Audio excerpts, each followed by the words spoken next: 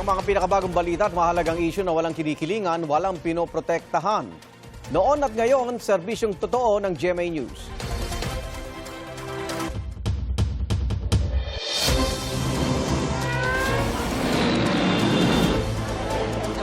Sa ngayon po ay Pinsala. Ito na ang mga unang balita.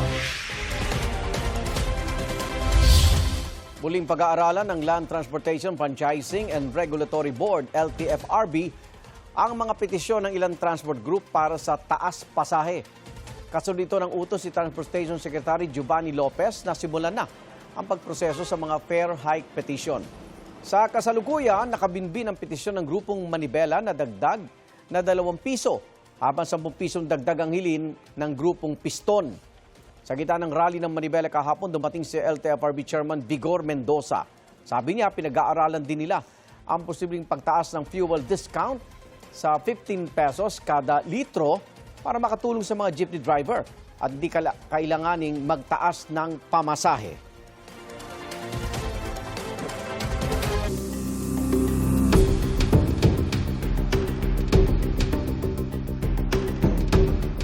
Nagsimula na magpadala ng mga sampina ang impeachment court para sa ilang financial records ni Vice President Sara Duterte at asawang si Attorney Manasseh Carpio. Ang kay Senate Sergeant-at-Arms Alfred Corpus, kabilang sa mga pinadalhan ang Bureau of Internal Revenue, Anti-Money Laundering Council at ilang bangko. Binigyan ng mga ito hanggang July 30 para ibigay ang hinihinging records ng bise. Sabi ni impeachment court spokesperson Attorney Reginald Tonggol, may mga sumunod na sa sampina at nagbigay ng kopya ng mga tseke. Bagaman pinayagan ng impeachment court ang pagpapasampina sa bank at tax records ng bise, 5 senator judge ang nagsumite ng pagtutol dyan.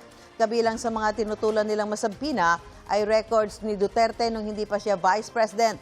Wala pong impeachment trial sa July 27, araw ng State of the Nation address ng Pangulo. Gayun din sa July 28. Itutuloy ang paglilitis sa July 29 sa bago nitong schedule na alas 10 ng umaga hanggang alas 3 ng hapon. Sinagot ng prosecution team ang komento ni Senator Judge Robin Padilla tungkol sa kanila sa impeachment trial ni Vice President Sara Duterte kahapon. Sana hindi one-sided ang ating persecution. Ano? Kasi alam nyo, Baka nagkamali. pag kayo ang pagpabor sa inyo, alam nyo, bawal po ang ginagawa. Kindly maintain Presiding order officer, within the bawal court. po ang ginagawa nitong nasa harap natin, nagkukomento. The prosecution really is for the prosecution. And the defense is for the defense. As we say, it is the nature of the beast. Siguro sinasabing dapat neutral, that applies to senator judges. Ang quote dyan, talbog rin sa inyo. Talbog sa inyo. Paglilinaw ni Padilla sa isang pahayag matapos ang paglilitis, ang kanyang komento ay kaugnay sa usapin ng patas na partisipasyon sa impeachment proceedings ng mga testigo at senator judge na may kinakaharap na reklamo o kaso. Pinuna rin ni Padilla ang mga nag-iingay sa gitna ng paglilitis. Paliwanag ni Kapunan, hindi may iwasan na mag-react ang mga abogado sa gitna ng paglilitis. Humingi siya ng paumanhin kay Padilla kaugnay nito.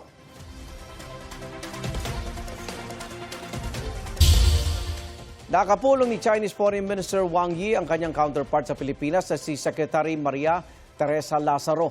Ayon sa DFA, ginit ni Lazaro sa naturang pulong ang mariing protesta ng Pilipinas sa konfrontasyon sa Ayungin Shoal nitong Lunes. Sa naturang konfrontasyon, 2 sundalong Pinoy po ang nasugatan. Ang pag-rescue sa kanila, hinarang at binuntutan pa umano ng China Coast Guard. May unang balita si JP Soriano.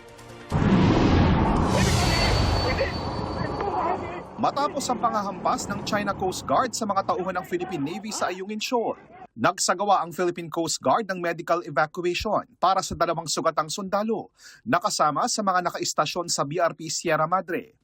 Pero nang makarating ang barko ng PCG sa Ayungin Shoal, ni-radio challenge sila ng barko ng China Coast Guard.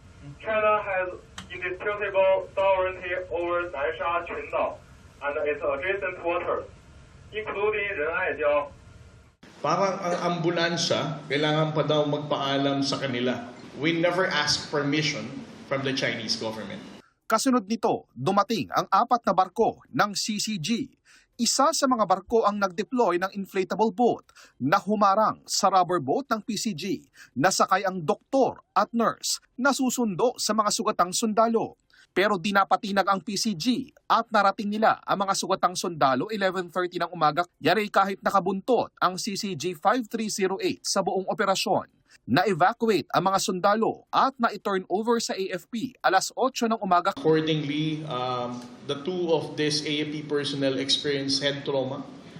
The other one has a laceration on his head because of the trauma, which is approximately 7 to 8 centimeters. Muling giit ng PCG, hindi Pilipinas ang pasimuno ng gulo. Taliwa sa sinabi ng Chinese Embassy. Ayon sa PCG, nag-ugat yan sa paglapit ng CCG sa BRP Sierra Madre na outpost ng Pilipinas sa Ayungin Shoal. I'm not really sure whether the Chinese ambassador is well aware of what's happening in the West Philippine Sea, or he's just stuck with the idea that they own the entire South China Sea. Pero ayon naman kay Chinese Ambassador, kaya lumapit ang China Coast Guard ay dahil sa ginagawa umanong construction work ng mga sundalong Pilipino sa BRP Sierra Madre. Our people found your soldiers, they're building some kind of a barrier nets, and they're doing some kind of a construction work in the ship. So we sent 2 boats to check what happened. Anya, labag umano ito sa diwa ng kasunduan na panatilihin ang status quo at huwag magtayo ng bagong istruktura roon. That's against the spirit of our provisional agreement. That is no new construction, keep the status quo. Okay, we agree to the resupply, agreement.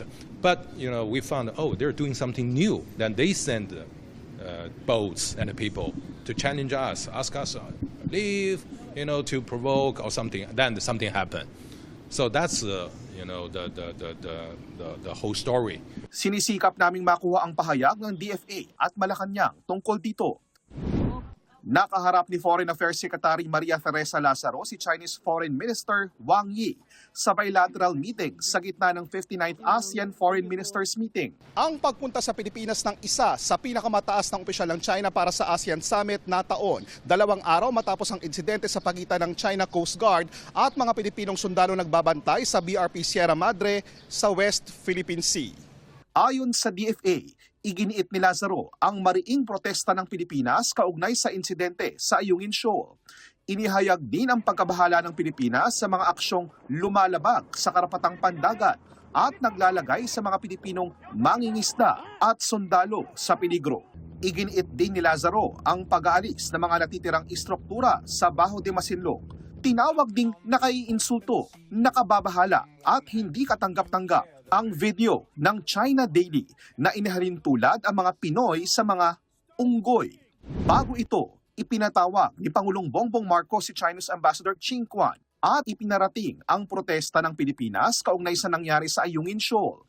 Sabi ng isang mataas na opisyal ng gobyerno ng Pilipinas na kasama sa pulong na iparating daw ng Pangulo ang mensahe gamit ang very strong words. Pero sabi ni Ambassador Qing sa panayam ng media, this meeting is very constructive and it's not kind of diplomatic protest and a demarche, pointing fingers to each other. Kaugnay naman ang AI-generated video ng China Daily. Sabi ni Ambassador Qing, it's just media's action, and it's nothing related to government. And there's so many medias in China. We don't have any comment on that. Ito ang unang balita, JP Soriano, GMA News.